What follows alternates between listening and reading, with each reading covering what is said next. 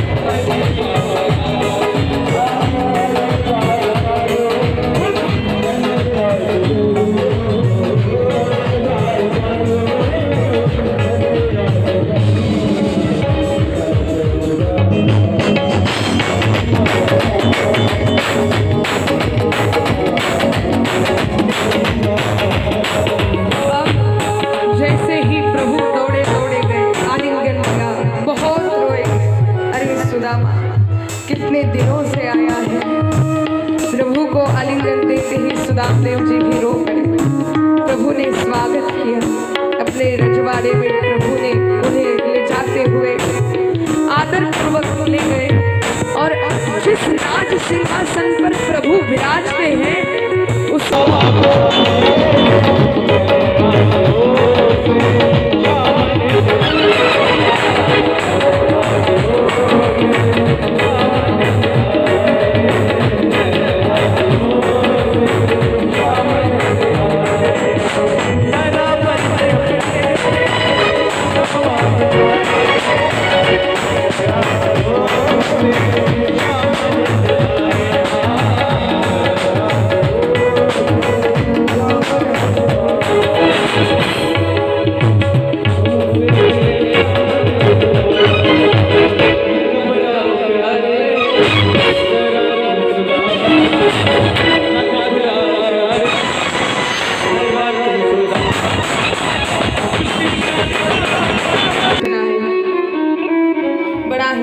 सत्कार प्रभु कर रहे हैं, कुमकुम लगा रहे हैं, तिलक लगा रहे हैं। ये सब शोभा देखकर और ही सुदामदेव जी के नेत्रों से अश्रुपात होने लगे हैं। सुदामा कहता है, कन्हैया कितने दिन हो गए हैं। सांदीपन ऋषि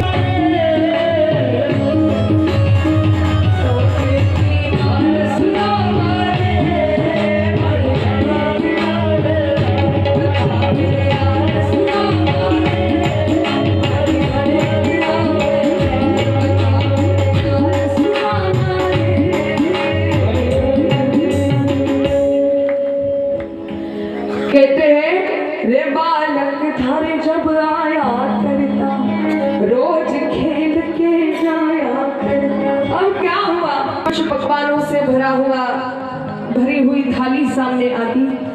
सुदामा एक एक ग्रास जब उठाते, एक ग्रास में याद आती उस सुशीला की, याद आती उस बाल गोपालों की। वो क्या खाते होंगे, वो क्या पीते होंगे। 4-5 दिन हो गए, अब नहीं रहा जा रहा। अब कहते हैं, कन्हैया अब मेरी विदाई कर दो, मैं जाना चाहता हूँ। कन्हैया लाल अब मुझे जाने दो। चावल भेजे थे। अब ये यहाँ पर रोज पंच पकवानों की थाली में ये लाला खाता है, हम भी खा रहे थे। इतनी शोभा, इतना ऐश्वर्य, और ये 2 मुट्ठी चावल प्रभु क्या खा लेंगे। अब वो छुपा रहे हैं। अरे नहीं नहीं कन्हैया, कुछ नहीं भेजा भाभी ने, कुछ नहीं भेजा। कन्हैया कहते हैं, अरे नहीं सुदामा, बता क्या छुपा रहा है। दे दे, मेरी भाभी ने क्या भेजा। जब जबरन ही प्रभु ने वो जो गठड़ी थी वो खींच ली सुदामा जी के पास से। अब वो गठड़ी प्रभु खोल रहे हैं। सुदामा तब भी झूठ बोलता था और अब भी झूठ बोल रहा है। मेरी भाभी ने कुछ भेजा है ना। सुदामा रोने लगे। कन्हैया इतने ऐश्वर्य में आप रहते हैं और इस गरीब के घर के ये चावल खाने वाले हो। अरे सुदामा, ये मेरी भाभी ने भेजे हैं। ये चावल प्रभु ने हाथ में लिए और एक ग्रास प्रभु ने पाया। जैसे ही खाने लगे थे प्रभु, नेत्रों से प्रभु के अश्रुपात होने लगे। कहते हैं, सुदामा आज तक पंच पकवान खाए हैं, लेकिन ऐसा स्वाद उस पंच पकवानों में नहीं आया जो तेरी मुट्ठी भर चावल में मुझे आया। फिर प्रभु ने वो ग्रास खाया, सोने की नगरी दे दी, और जब दूसरा ग्रास खाने लगे, सब कुछ निछावर करने वाले थे, तब रुक्मिणी मैया ने हाथ पकड़ा प्रभु का। सब कुछ दे दोगे क्या? हाथ पकड़ा और एक ग्रास माता ने स्वयं खा लिया और कह रही है, हाँ प्रभु आप सच कह रहे हो। एक पंच पकवानों में जो स्वाद नहीं वो इन सुदामा जी के इन मुट्ठी भर चावल में है। कहते हैं, ऋण मुठभर को है त्या बदल्यात हिरम नगरी ते, मुद्दलात घाटा होतो ऐसी कोणत्या सावकाराची रीत। कुठला असा सावकार असे जो मुद्दलात घाटा करून घेईल। ऋण मुठभर वर पोहे सुदामा ब्राह्मण दुःख दारिद्र्य पिढीला आणि शुद्ध भाव देखून या गाव सोनियाचा दिलागा। ऐसे भक्त वत्सल आने के लिए आलिंगन देते हुए प्रभु ने विदा किया। सुदामा बड़ा अच्छा लगा तू आया, तो ऐसे ही मिलता रहे आता रहे। को आशीर्वाद देकर अब सुदामदेव जी निकल पड़े। बोलिए द्वारिकाधीश भगवान। ये जो भक्त है ना, ये जब ऐसी भाव प्रधानता से प्रभु के चरणों में जाते हैं तो देखिए प्रभु उनके लिए क्या कहते हैं। कहते हैं जो आवे एक पग मैं आऊं पग 60।